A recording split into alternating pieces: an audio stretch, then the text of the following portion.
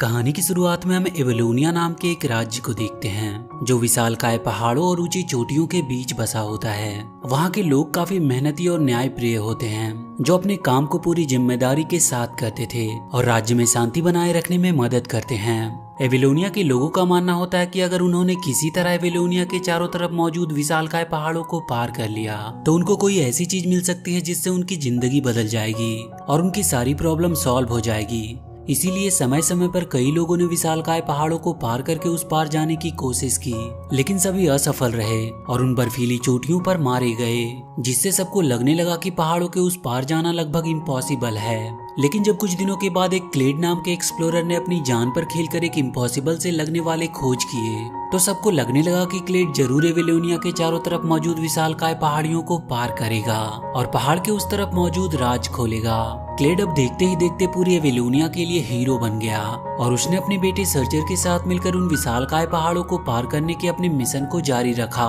हालांकि सर्चर अपने dad clade की तरह एक एक्सप्लोरर नहीं बनना चाहता था, लेकिन अपने डैड की जिद की वजह से उसे भी एक एक्सप्लोरर बनना पड़ा और क्लेड ने सर्चर को वो सारी चीजें सिखाई जो एक एक्सप्लोरर को आनी चाहिए। अगले सीन में हम क्लेड को देखते हैं जो सर्चर और अपने बाकी टीम मेंबर के साथ एक बर्फीली गुफा के पास खड़े होते हैं, जहां पर उन्हें गुफा के अंदर से होते हुए उस पार जाना था। लेकिन वहां पर जब एक टीम मेंबर गुफा के अंदर जाकर बाकी लोगों को अंदर आने के लिए कहता है तो उसकी आवाज की वाइब्रेशन की वजह से गुफा के ऊपर से एक नुकीली चट्टान उस एक्सप्लोरर के पास गिरती है, जिसे देखकर सर्चर और बाकी के लोग पूरी तरह से डर जाते हैं क्योंकि उनको लगता है कि उनका टीम मेंबर मारा गया। लेकिन जब वो उसे जिंदा देखते हैं तो बहुत खुश होते हैं। इसके बाद क्लेड सर्चर और अपने सभी टीम मेंबर को बिना कोई आवाज किए गुफा पार करने के लिए कहता है। लेकिन उसी दौरान जब सर्चर गुफा के अंदर मौजूद चमकते हुए पौधे को देखता है तो खुद को उसे छूने से रोक नहीं पाता। लेकिन जैसे ही वो उस पौधे को छूता है उसे बिजली का एक जोरदार झटका लगता है क्योंकि उन पौधों के अंदर बिजली दौड़ रही थी।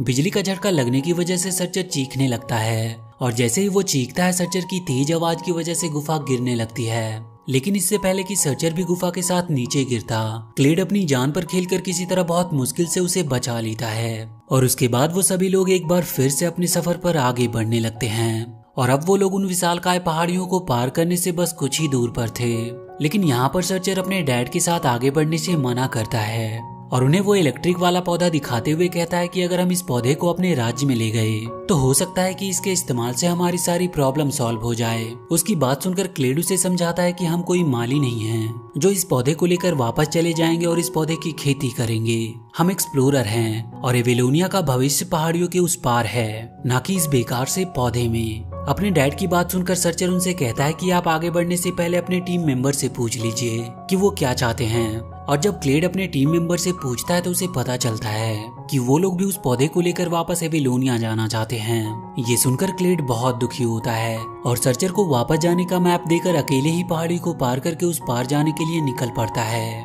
हालांकि सर्चर अपने डैड को रोकने की पूरी कोशिश करता है, लेकिन इसका कोई फायदा नहीं होता। अगले सीन में हम 25 साल के बाद का समय देखते हैं, जहाँ पर अब सर्चर उस इलेक्ट्रिसिटी प्रोड्यूस करने वाले पौधे की खेती करता है और उसने उन पौधों का नाम पांडो दिया था। अब तक सर्चर ने शादी भी कर ली थी और इथन नाम का उसका एक बेटा भी था जिसके साथ वो मस्ती करता है और पांडो की खेती करता है।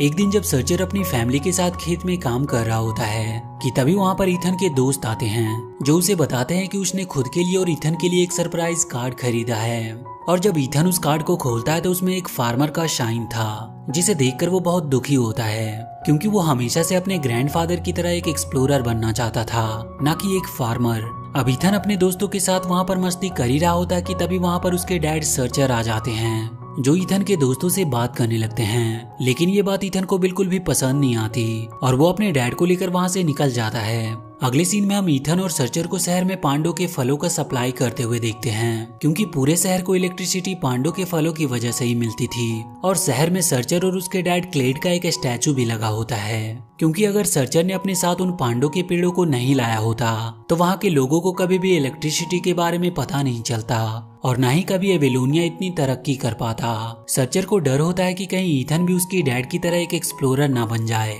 और उनकी तरह वो भी उसे छोड़कर ना चला जाए। इसीलिए वो हर समय इथन को अपने डैड के बारे में बुरी बातें ही बताता था ताकि इथन कभी भी अपने ग्रैंडफादर की तरह एक एक्सप्लोरर ना बने। एक रात जब सर्चर अपनी वाइफ और इथन के साथ खाना बनाते हुए सेलिब्रेट कर रहा था कि तभी अचानक से उनका घर हिलने लगता है और जब ये बाहर आकर देखते हैं तो वहाँ पर एक विशालकाय शिप खड़ी होती है जिसमें से क्लेड के एक्सप्लोरर टीम की एक मेंबर केलिस्ट बाहर निकलती है, जो सर्चर और उसकी फैमिली से मिलकर बहुत खुश होती है। इसके बाद वो सर्चर को पांडों के कुछ और फल दिखाती है जो पूरी तरह से बेकार हो गए थे, और वो सर्चर को बताती है कि पश्चिम से ये रोग बड़े ही तेजी से पांडों के फलों में फैल रहा है और अगर हमने कुछ नहीं किया तो जल्दी तुम्हारा फार्म भी इस रोग की चपेट में होगा। पहले तो सर्चर केलिस्ट के साथ जाने से साफ साफ मना कर देता है, लेकिन जब उसे पता चलता है कि जल्दी उसके फार्म के पांडव भी रोग की वजह से खत्म होने वाले हैं तो वो केलिस्ट के साथ जाने के लिए राजी हो जाता है। सर्चर की बात सुनकर ईथन बहुत खुश होता है क्योंकि वो भी सर्चर के साथ जाना चाहता था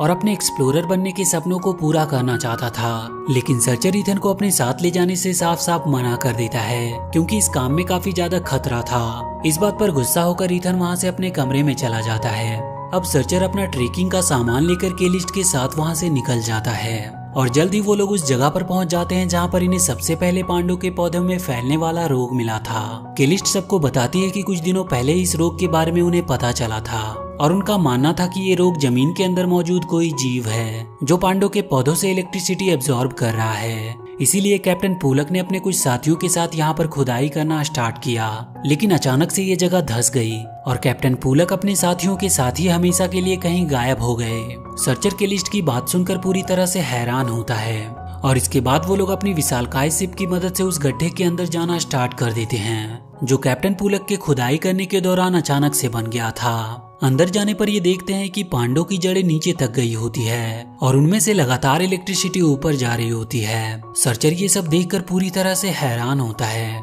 कि तभी वहाँ पर उसकी वाइफ यानी कि मैरी आ जाती है, जो सर्चर को बताती है कि ईथन भी चुपके से शिप में छुपकर उसके साथ यहाँ पर आ गया है। और जब सर्चर ईथन को अपने डॉग के साथ शिप में देखता है तो बहुत गुस्सा होता है, लेकिन इससे पहले कि वो आगे कुछ बात करते वहाँ पर अजीब से दिखने वाले बर्ड्स आ जाते हैं जो आते ही इनके ऊपर हमला करना स्टार्ट कर देते हैं और शिप के पायलट को वो मार गिराते हैं, जिसके बाद शिप आउट ऑफ कंट्रोल होकर नीचे की तरफ जाने लगती है। लेकिन इससे पहले कि शिप दीवार से टकराती मैरी किसी तरह शिप के अंदर आकर शिप को कंट्रोल करने लगती है और उन अजीब से दिखने वाले बर्ड से बचते हुए आगे बढ़ने लगती है। लेकिन अगले ही पल इनके सामने ऑरेंज कलर की एक दीवार आ जाती है और ये लोग अपनी शिप के साथ दीवार के उस पार निकल जाते हैं। लेकिन इसी दौरान सर्चर अपने डॉग के साथ शिप से नीचे गिर जाता है और बाकी के लोग वहाँ से आगे निकल जाते हैं। वो जब अपने आसपास के वातावरण को देखता है तो बहुत हैरान होता है क्योंकि ये जगह बाहरी दुनिया से बिल्कुल अलग होती है और वहाँ पर बहुत ही अजीब प्रकार के छोटे बड़े जीव मौजूद थे।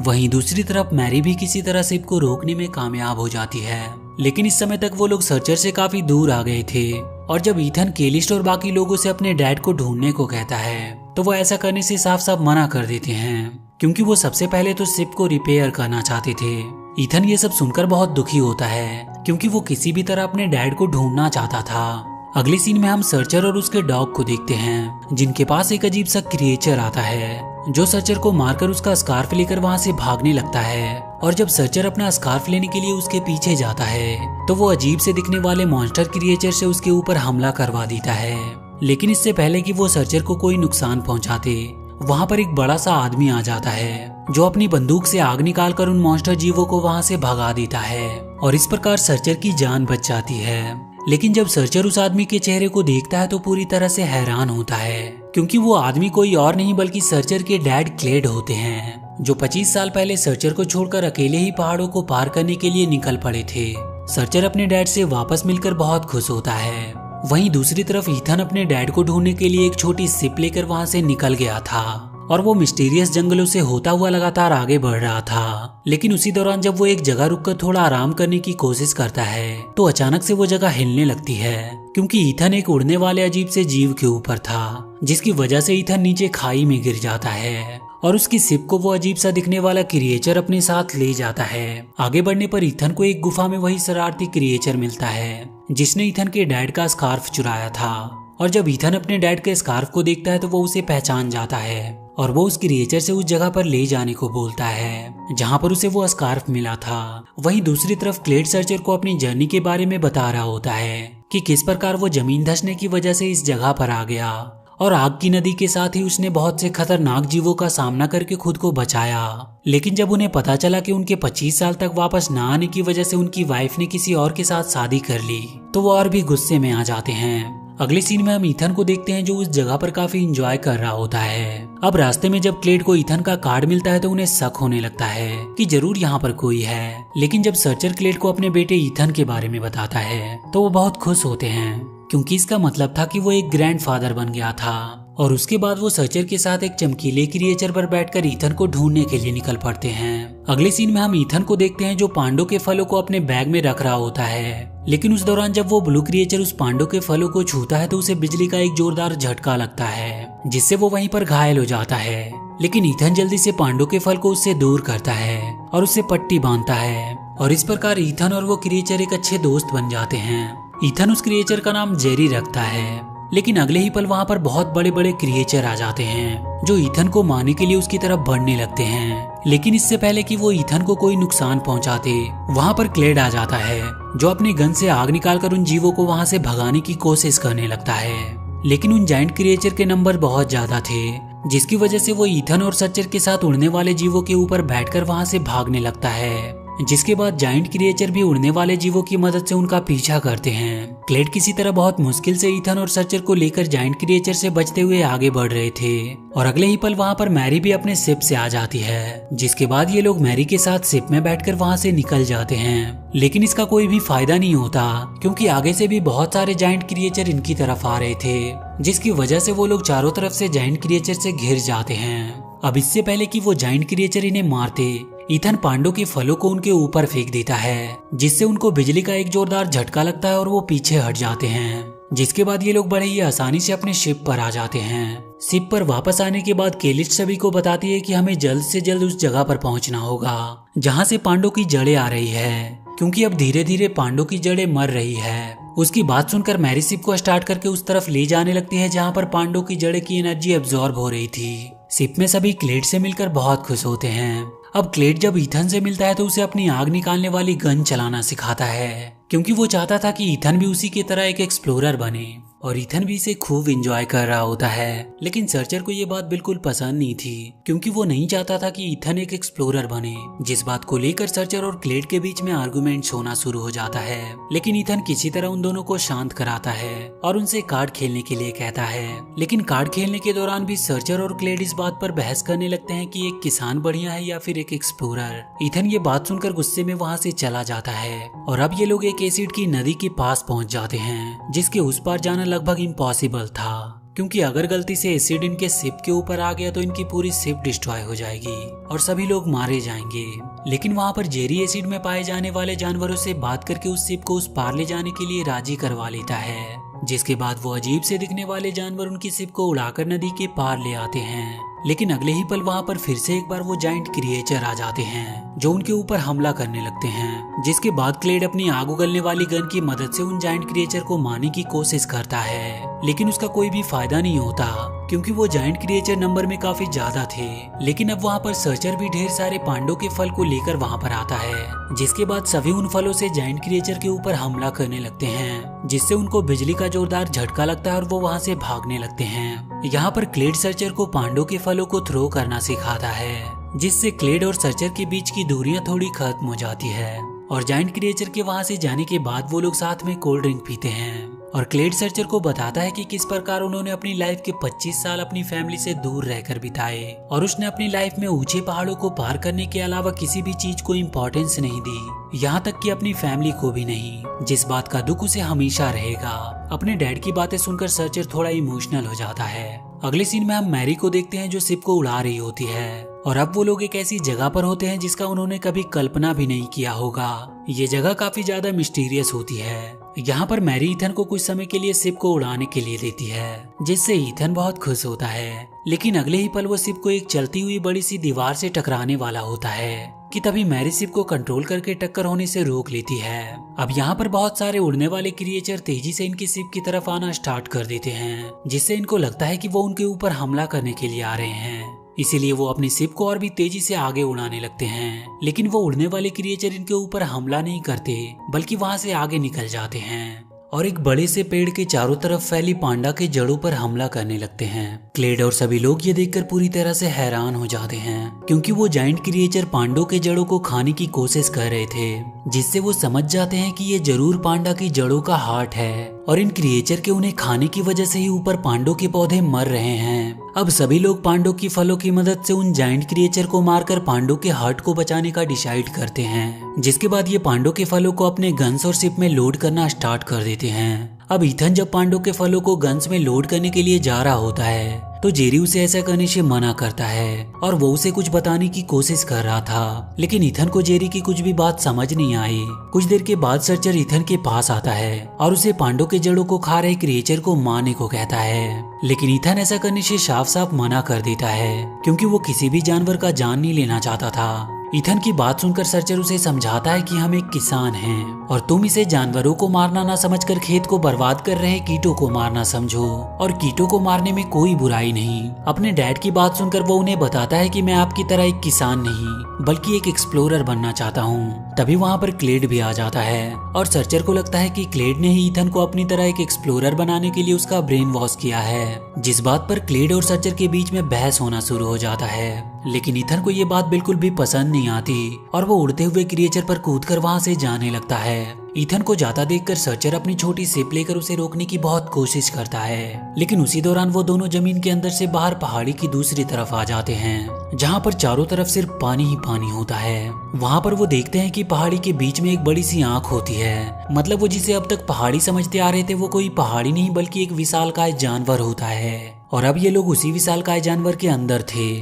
और जिस नदी को ये एसिड की नदी समझ रहे थे वो इस जानवर का पेट था, और वो सभी अजीबोगरीब क्रिएचर इसी जानवर के प्रतिरक्षा तंत्र के हिस्सा थे। अब इन्हें सारी बात समझ में आ जाती है कि जिसे ये पांडों का हार्ट समझ रहे थे वो पांडों का हार्ट नहीं बल्कि इसी जाइंट क्रिएचर का दिल होता है, और पांडों की जड़ें धीरे धीरे इस जाइंट क्रिएचर को मार रही है, और इसीलिए इस जानवर के प्रतिरक्षा तंत्र के रूप में मौजूद जानवर पांडों की जड़ों को काटकर इस जानवर को बचाने की कोशिश कर रहे हैं। इसके बाद ईथन और सर्चर वापस से अपने शिप में आ जाते हैं और सभी को बताते हैं कि इस समय हम एक जाइंट क्रिएचर के अंदर हैं और हमें इन जानवरों को नहीं बल्कि पांडों को जड़ों को खत्म करना है ताकि इस जानवर को मरने से बचाया जा सके। लेकिन किसी को भी उनकी बातों पर विश्वास नहीं होता और केलिस्ट सर्चर के साथ ही उसकी पूरी फैमिली को एक कमरे में बंद कर देती है और अपनी टीम के साथ पांडों के फलों की मदद से जानवरों को मारना जारी रखती है। वहीं क्लेड एक छोटी शिप में बैठकर पहाड़ी के उस पार जाने के लिए निकल पड़ता है। इधर सर्चर किसी तरह जेरी और अपने डॉग की मदद से कमरे से बाहर आने में कामयाब हो जाता है,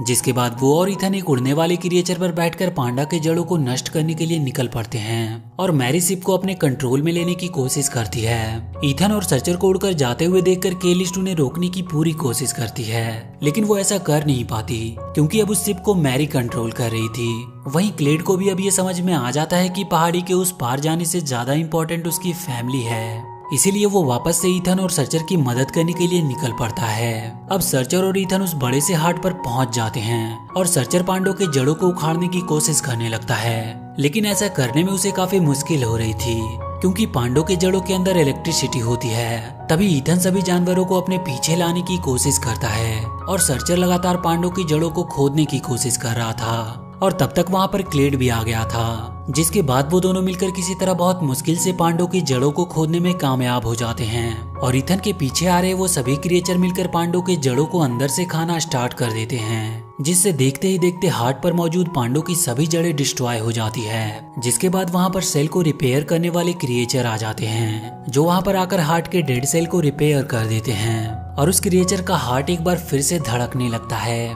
जिसे देखकर सभी लोग बहुत खुश होते हैं और उस जाइंट क्रिएचर के प्रति रक्षा तंत्र के रूप में मौजूद क्रिएचर भी बहुत ज्यादा खुश होते हैं। अब तक केलिस्ट को भी समझ में आ गया था कि वो उन क्रिएचर को मारकर गलती कर रहे थे। इसके बाद वो सभी लोग अपने शिप में बैठकर जेरी से विदा लेकर जाइंट क्रिएचर के अंदर से बाहर आ जाते हैं और वो उस जाइंट क्रिएचर की बड़ी सी आंख को देखकर बहुत हैरान होते हैं। अब क्लेड का पहाड़ी के उस पार जाने का सपना भी पूरा हो जाता है और वो अपनी फैमिली के साथ बहुत खुश था। अगले सीन में हम ईथन को इस जाइंट क्रिएचर के अंदर जेरी के साथ देखते हैं जो जेरी के साथ मिलकर खूब मस्ती कर रहा था। वहीं सर्चर अब अपने डैड क्लेड के साथ मिलकर खेती करता है और इसी के साथ ये मूवी यहीं पर खत्म हो जाती है। मूवी के एंडिंग में हमें उस जाइंट क्रिएचर को दिखाया जाता है। वो क्रिएचर एक बहुत बड़ा सा टर्टल होता है जिसके ऊपर विशालकाय पहाड़ियां मौजूद होती है और उन्हीं पहाड़ियों के बीच में एवेलोनिया राज्य होता है। तो वीडियो अगर अच्छी लगी हो तो please do like and share the video and please subscribe to my channel and press that bell icon.